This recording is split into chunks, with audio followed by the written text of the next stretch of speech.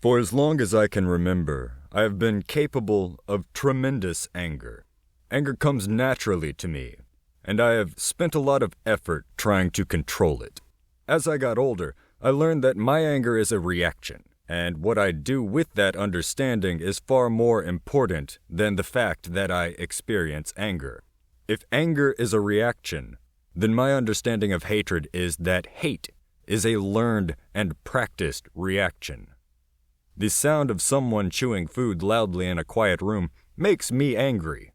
But this anger is nonsense and based entirely off a personal preference, and nonsense anger requires no action more drastic than grinding my teeth to dust or politely asking someone to close their fucking mouth while they chew.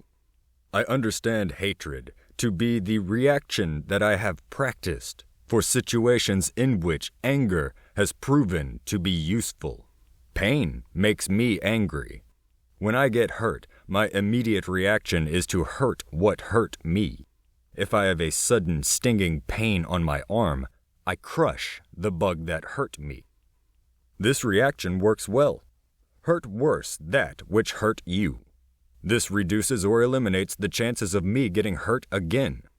This makes hatred as natural as it is uncivil. If I am hurt by a person, being more hurtful to that person may not lead to a desired outcome.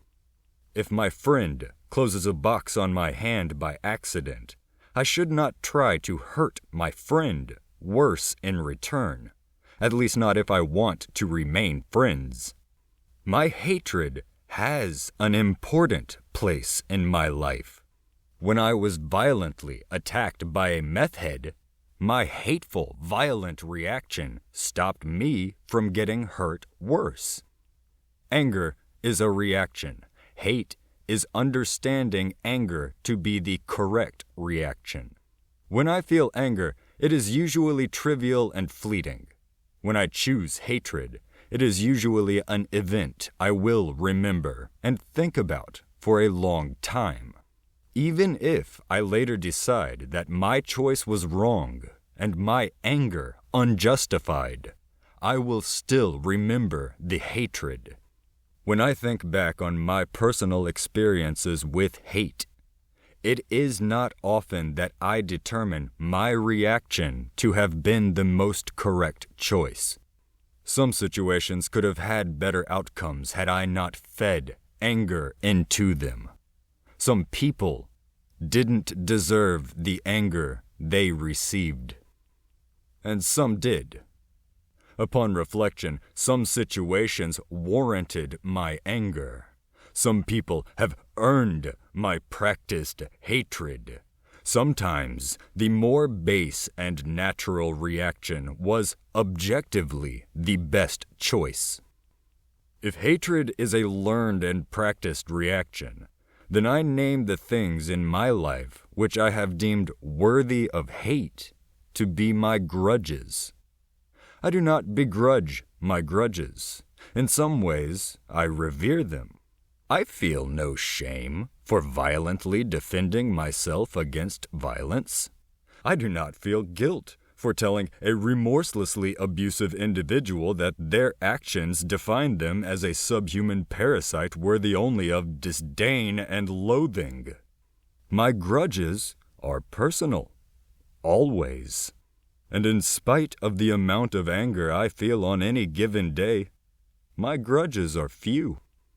In my life, I have put a lot of time and effort into understanding my anger to better control myself.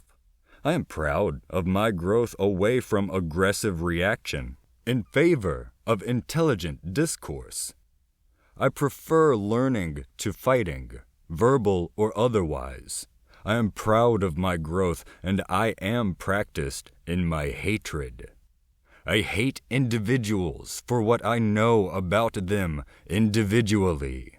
I do not hate people because I know this to be dangerous.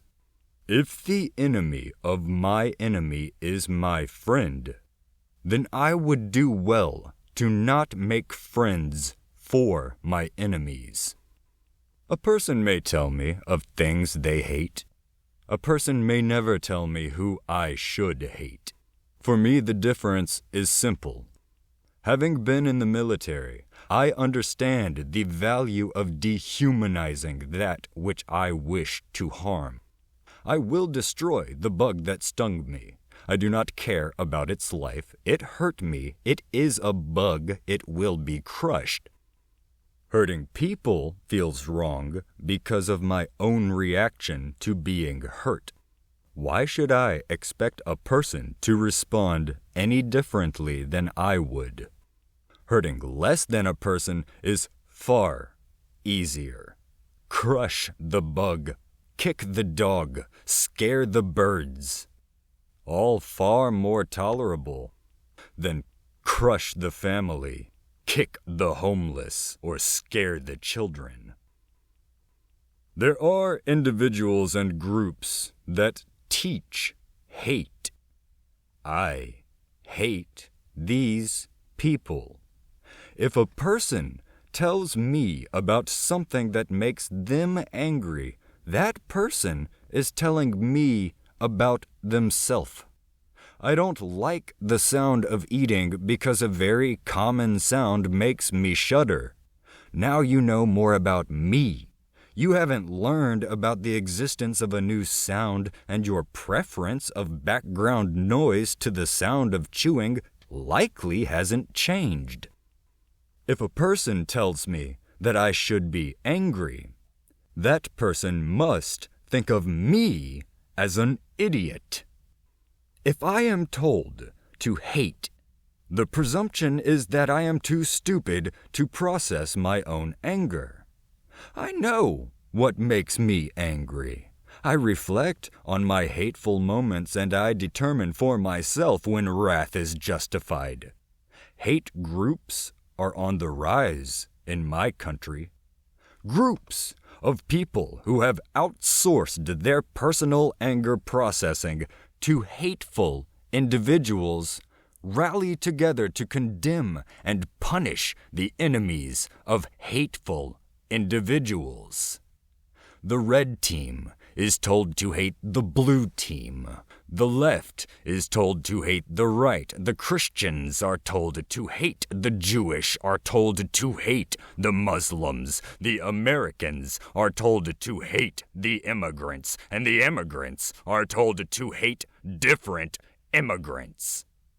And I just hate that so much of my country is so content to be considered so stupid that they cannot figure out for themselves why they are so very damn angry.